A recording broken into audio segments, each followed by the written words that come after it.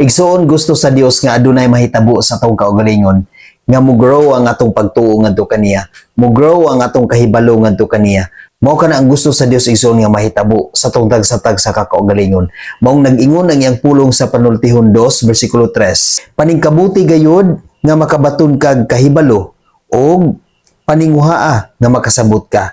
Gusto sa Dios igsoon nga makabaton kita og kahibalo diha sa iyang pulong. Ug ingon siya, paningkamot nga makasabot ka niini.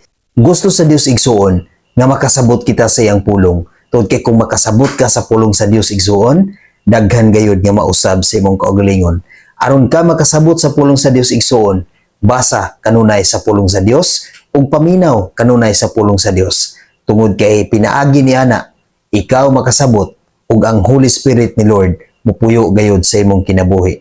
Hinumdumi igsoon nga gusto sa Dios nga makabaton ka ug kaalam sa iyang pulong ug makasabot ka niini. Ug imo gayud nga ikinabuhi ang iyang pulong sa matag adlaw. Amen. God bless sa tanan.